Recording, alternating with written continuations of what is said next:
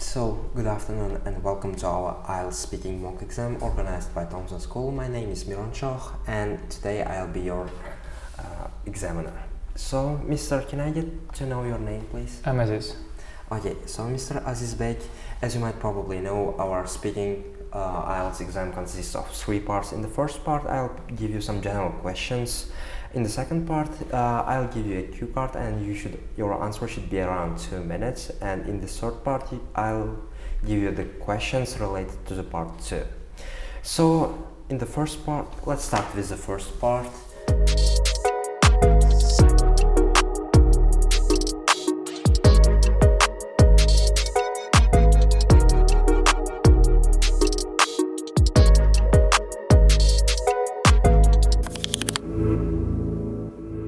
So in the first part we are going to talk about the daily routine. So Mr. Azbek, how do you organize your study time? Well, I usually organize my time by according to my plan and schedule.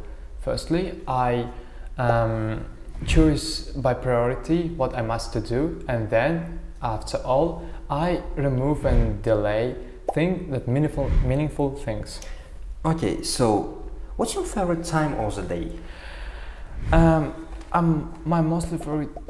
mostly like the evenings. It's from 9 till the 12 o'clock night, because at that time my level of motivation and self-inspiring reach the peak. Okay, so have you ever changed your daily routine? I've changed plenty of times because, for instance, my IELTS exam, date of my IELTS exam, it was in December of this year, but I think I'll be ready till the end of the August. Okay, and do you usually do the same things at the same time each day? I must confess, yes, because I've been studying at IELTS. I've been going to IELTS courses, and third time a week at 9 o'clock I have my main classes with my teacher, and after that I had 10:30 I have extra classes with the support teacher. Okay, so what do you usually do at this time of the day? At this time of the day, Yes. I'm playing the computer games, because after my lessons, I come home and turn on my computer, and after I'm tired and I want to relax. Okay, so what do you want to change in your daily routine? My daily routine, a schedule is too complex and to understand and to follow it. That's why I want to make it more easier. Okay, thank you. That was the end of the part 1. Now we'll move to the part 2. In this part, I'll give you a cue card and you will have 1 minute for preparation. You can make some notes if you wish. And your topic is, you should describe a person who contributes to the society. You should say who this person is and how you know this person, how this person helps to others, and how you feel about what this person does. Here is your part 2 question.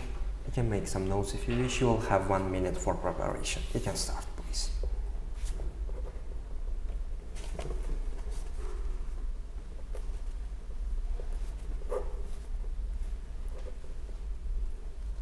So, Mister, your time is up. Don't worry if I disrupt you. You should talk about 2 minutes. You can start, please.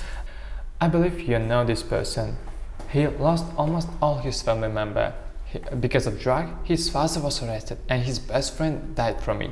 Then his lovely girlfriend who died by car accident. And not long before, they lost a child. His name is Keanu Reeves, and I'm gonna narrate about him. I know him from the movie John Wick and the game Cyberpunk 2077. He is a world popular actor, and but he lives an ordinary life. He behaves like a gentleman with the other peoples, and he rides the subway as a common person. Once he gave away to the woman with the big bag, and As many says, he does it so frequently that he became a YouTube hero. For youth, it's a common thing, and in addition, he after film The Matrix, he gave almost all his fee to the team of makeup artists and the special effect creators, because he decided that they deserve the decent award not less than others. And once in 1997, he decided to have a breakfast with a homeless man. It was like this: he just strolling. He was strolling and saw the homeless man. Suddenly saw a homeless man, and he sat next to him and talked. After a few minutes, he treated him to the beer and sandwich, and they chatted a couple of hours. But there was no Instagram and the social networks. That's why not knowing what happened next. I want to say that he's a people example of what we must strive for, especially the stars. Okay, so this was the end of the part 2. Now we'll move on to the part 3. In the part 3, we are going to talk about the jobs. So let's start with the questions. What kinds of jobs are well paid in your country? I think it's people who works in medicine, because from my mind, medicine it's more complicated work and requires a huge amount of effort. Okay, so what jobs do young people prefer? And nowadays, young people mostly prefer the IT sphere, because it's a job which get more popular nowadays. Okay, so what about the future? What will be the most popular job in the future? As I said before, IT sphere is getting more popular because it's digital work which requires not a huge effort to do that. Okay, so what are the benefits of working from home? The advantages of working home is that you set your own schedule by yourself, and you have a boss, and the time that you spend on the road, you just not necessary to reach to your work. Okay, so what about the disadvantages of it? The negative side of it is health problems, has issues like lack of fresh air and the pain on spine or your head. Okay, in your opinion, what is the most difficult job? There are a number of jobs which require the special qualities, but I want to mention about being a fireman. Okay, because why? every time they put their life at risk to save another life. Okay, so what do you think is more important, having a good salary or having a job interest? From my perspective, I think job satisfaction is more important, because if you have a high interest in your job, you will be a specialist in your profession. Therefore, you will be able to earn more money. Okay, thank you. This was the end of your speaking mock exam. Your results will be announced in 2 days. Thank you. Mr. Azizbek speaks at length and is quite fluent.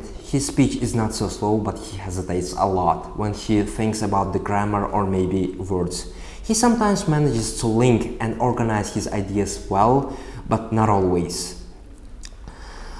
He can only get band 6 for fluency and coherence because of his hesitation and his occasional difficulty in linking his ideas. The candidate has some good vocabulary, but overall, in general, his vocabulary was quite simple. His vocabulary is usually accurate and he doesn't make many errors.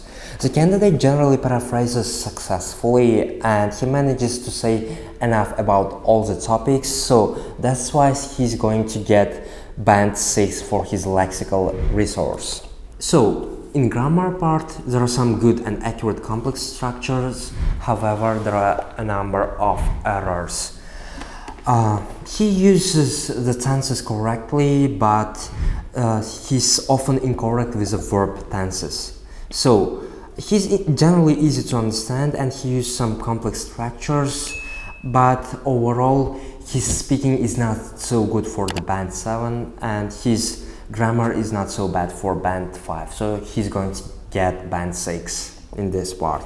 His pronunciation is clear and quite easy to understand, but his speech is often affected by his hesitation, which is often in the middle of the sentence. So overall it will make him for band 6 for the pronunciation. So overall the candidate will get band 6. Thank you for attention. Goodbye.